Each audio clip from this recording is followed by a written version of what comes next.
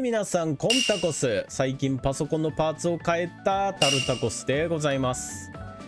いや実はですね、グレイゾーンっていうゲームが出まして、これをねちょっとやってみたいなと思っていろいろとね必要なスペック見たんですけど、全然足らず、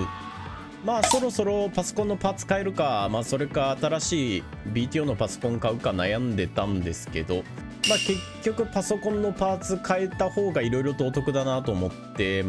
CPU とかグラボとかいろいろ変えました。はい。なかなかのねどえらい出費でしたね。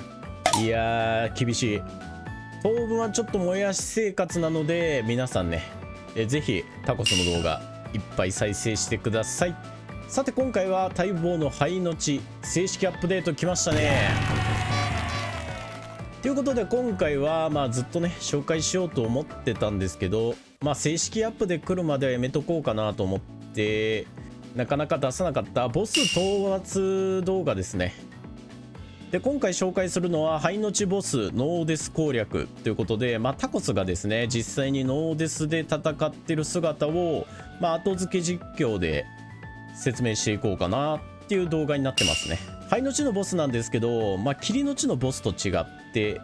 戦闘がねそんなに長引くことはないです。なるべく短期決戦でバシバシと戦っていけるボスかなと思いますね。結構ねやってて面白いボス戦になってるので、クイーン戦はですね結構シーカーとかはいて鬱陶しい感じのボス戦なんですけど、今回はねザ・ボス戦っていう感じの爽快なボス戦になってます。ただ難しさとしては、やはりね灰の地のボスなので、それなりには強いです。それなりには強いですが、準備をしっかりしつつポイントを抑えて戦っていけばノーデス攻略はそんなに難しくはないボスかなと思います。ではね解説をする前にまずは準備について話していきましょう。このワールドですねボス討伐のためだけに作ったワールドなんで、全然冒険してないんですけど、草原にね皆さん拠点作ってると思います。この拠点に見立てた掘ったて小屋ですね。快適度が取れれば何でもいいです。快適度が取れる拠点と、あとはですね周りにポータルを作ってます。つながってるタグ付きのポータルが3つと、そしてこの未使用のタグのポータルですね。何もつながってない未使用のタグのポータル1つ用意してます。でこのポータルの中に入るとですね、はい、ボスのね近くまでつながってるポータルになります。でこれを3箇所用意してますね。こことここがボス戦なんですけど、1番2番3番という風に3箇所石のポータル同士でつないで用意してます。これなんでポータル3つも用意してるかっていうと、結構ねボス戦やってると範囲攻撃が多いんですよ。なのでポータルをね壊されることが結構あります。でボス戦やってる最中にポータルを全部壊されて自分もね死んでしまったら、もう一回ね灰の地上陸してまたポータル立ててっていうね結構めんどくさいことになるので、なのでポータルはねできたら石のポータルで3箇所ぐらい設置しておく方が安全じゃないかなとは思います。であとは自分がいつでも帰れるように無印のポータルですね。作業台とポータルをタグ設定しなくてもすぐつながるように無印のポータルを拠点に置いておけば、123番から帰れなくてもこのポータルを使って帰ることができますね。緊急脱出用のポータル、これが必要ですね。以上がポータルの準備ですね。3つもね設置するのめんどくさいよっていう方はちょっと遠くの安全なところに1つ設置しておけば大丈夫かなとは思います。ただ壊された時に装備回収ねめんどくさいと思うので、不安な方は3つほど設置しておけば大丈夫かなと思いますね。さてそれでは早速ボス戦で用意する装備、そしてボス戦をね解説していきましょう。はい、それではボス戦に挑む装備をね紹介していくんですけど、今回ですねタコスのミスで、ゲーム内音声が取れてません。はい、水炎の王のね戦う時の BGM 超かっこいいんですけど、撮れてないので、ぜひね皆さん戦う際に BGM 注目して聞いてみてください。さてそれでは装備紹介していきましょうか。左上からハンマーで、武器ですね。今回主に使う武器はベルセルクルアクスの青派生、これです。こいつでボスをしばいていくわけですが、耐久値がねちょっと足りないので、予備として緑色派生のベルセルクルアクスも作ってますね。で片手剣と遠近の盾、これは一応雑魚処理用なんですけど、あってもなくてもどっちでもいいです。で次はポーションとねご飯見ていきましょうか。絶対必要なのがスタミナ持続ポーションで、体力ポーション、今回は霧の地で作れる体力ポーションにしてるんですけど、灰の地でね持続ポーションも作成可能です。どちらかお好みの方を使ってもらったらいいですね。で気持ち必要な非耐性、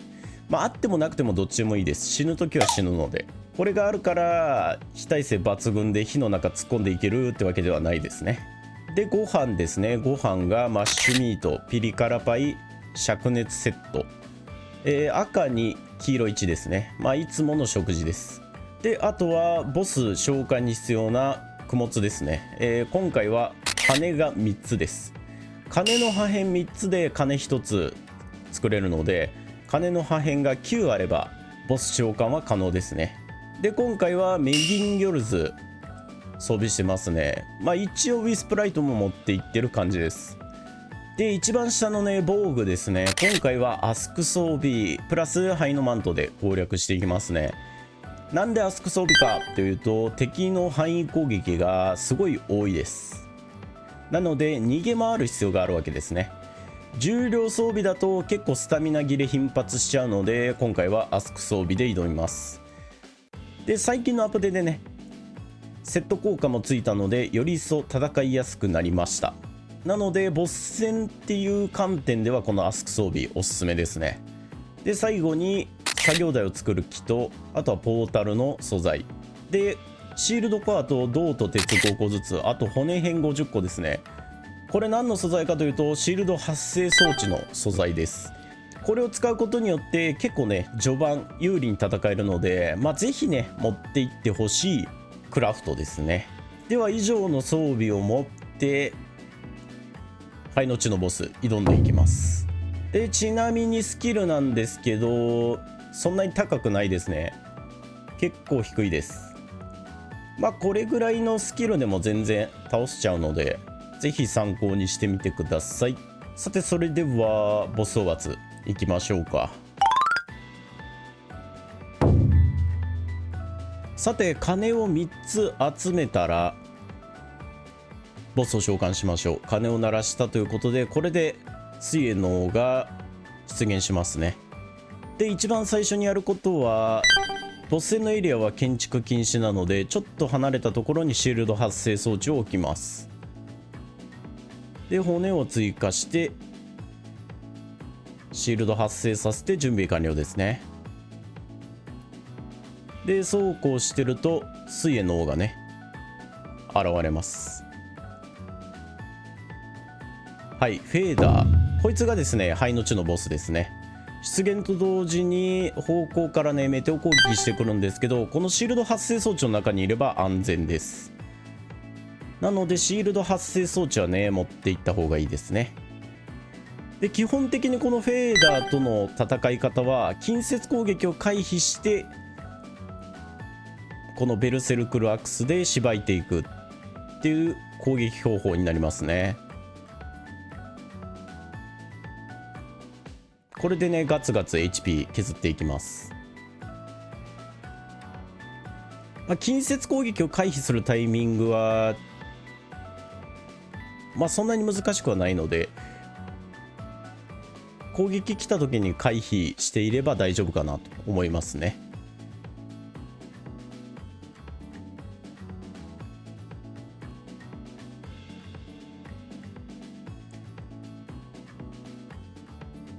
はい、早速ねメテオ当たって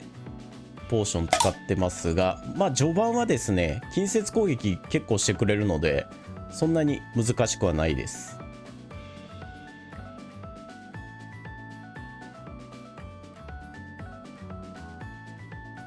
でメテオと同時にシールド発生装置の中に入って、その隙に雑魚処理ですね。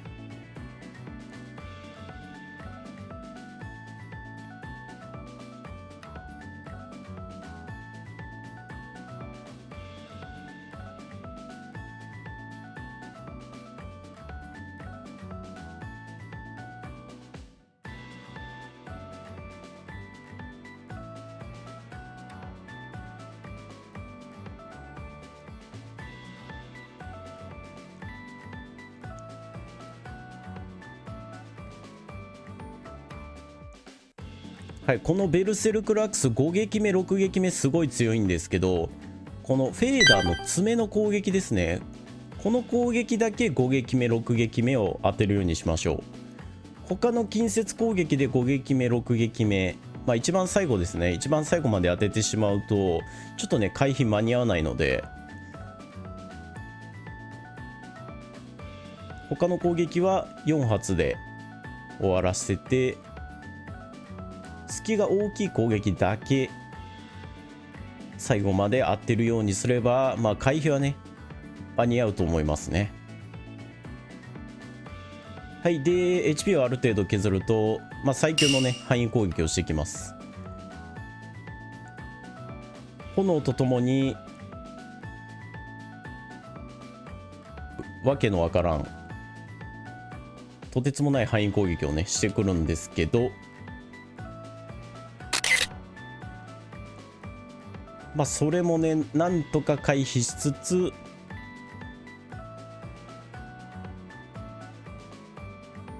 フェーダーとの距離を詰めて近接攻撃で殴っていくっていう感じですね。この辺りからちょっと戦闘が激しくなります。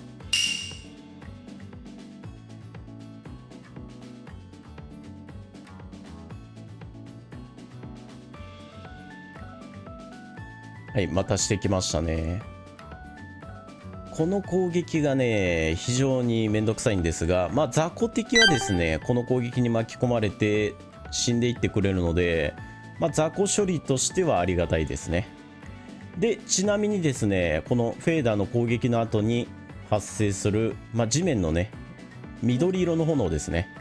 あの炎を外側に触れるだけとかだったら全然大丈夫なんですけど、まあ、真ん中にね行ってがっつり触れちゃうと非耐性ポーション飲んでても死にます。なので基本的には触れない方がいいですね。まあその辺はヤグルスと一緒かなと思います。でまた方向がしたらメテオの合図なので逃げて、でまた範囲攻撃ですね。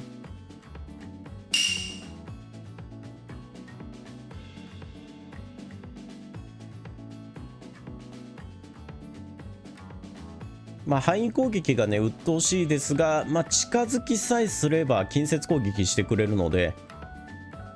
まあ、頑張って近づいて近接攻撃してくるのを見計らって攻撃するっていう感じですね。 HP がね減れば減るほど攻撃がね範囲攻撃ばかりになっていく、そんなイメージ強いので、まあ、頑張りましょう。で HP を半分切ったあたりからこんな感じで雑魚を召喚していきますね。この雑魚なんですけど HP めっちゃ低いです。 HP めっちゃ低いんですけど攻撃力はね普通の雑魚と変わりないので、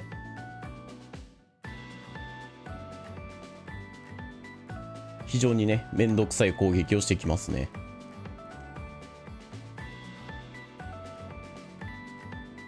でこの雑魚の攻撃を回避しつつ範囲攻撃も避けつつフェーダーに攻撃を当てなければならないという状況になります。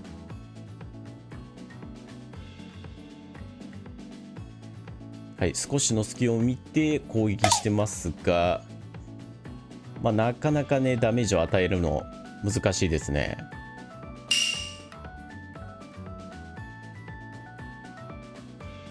はい、ここで大骨を発動しました。まあ、雑魚召喚のタイミングで大骨発動すると雑魚をね気にせず攻撃できるので、まあ大骨は HP 半分切ったあたりから使う方がいいかなと思います。でちなみにこの超特大範囲攻撃なんですけど、召喚されたね雑魚も巻き込んでくれるので、できればこの雑魚を巻き込みながら逃げるのがおすすめですね。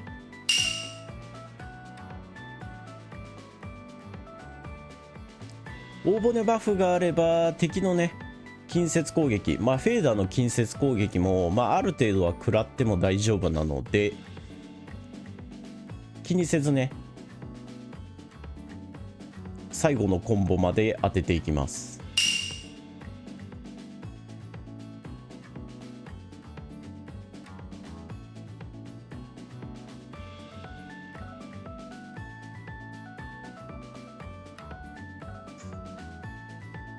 いいですね。この詰め攻撃ばかりしてくれますね。この詰め攻撃は近接攻撃最後まで当たるのでデレコードですね。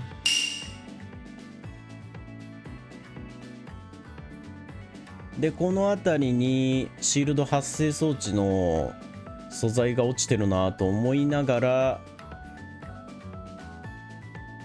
今探してます。シールド発生装置の素材を探してるんですけどちょっと見つからなかったのでシールド発生装置を作るのは諦めた、まあそんな感じですね。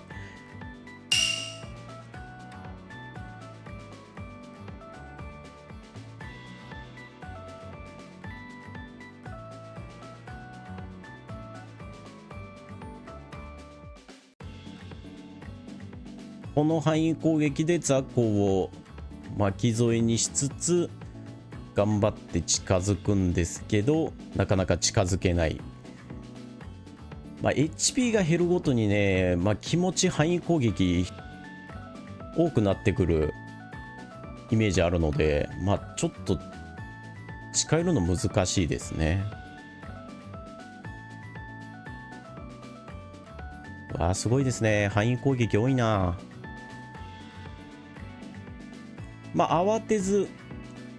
攻撃のチャンスを伺いながら逃げに徹した方がいいかなと思いますね。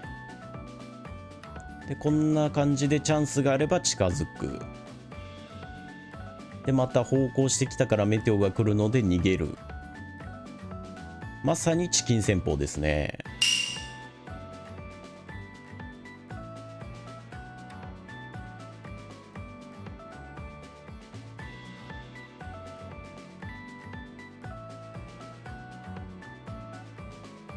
そんなこんなで、まあ、残り少しですね。敵の HP も。まあ、ここから範囲攻撃ばかりを連発してくるので、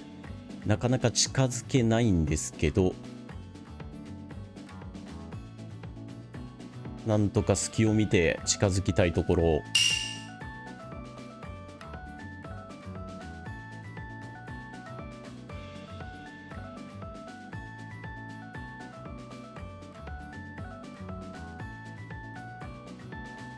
はい、戦ってると夜が明けましたね。ここでチャンスとばかりに攻撃。近接攻撃もしてくれるので、非常にありがたい。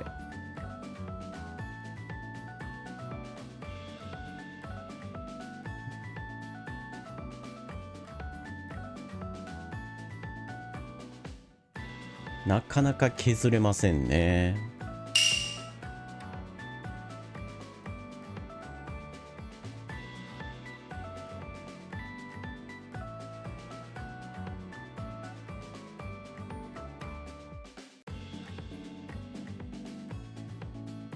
はい、ここでやっと近接攻撃をしてくれたのでガツガツと削っていきます。あと少しなんですけど、あと少しが削れない。これがねフェーダー相のちのボス戦です。あと少しなんだけどなーっていうところで、まあ墓をね作りまくったプレイヤーは結構多いんじゃないかなと思いますね。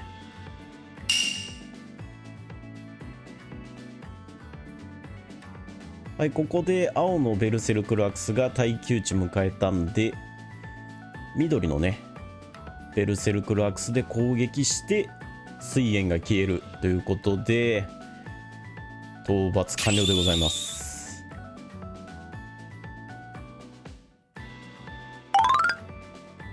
はい、ということでフェーダーをね無事討伐できました。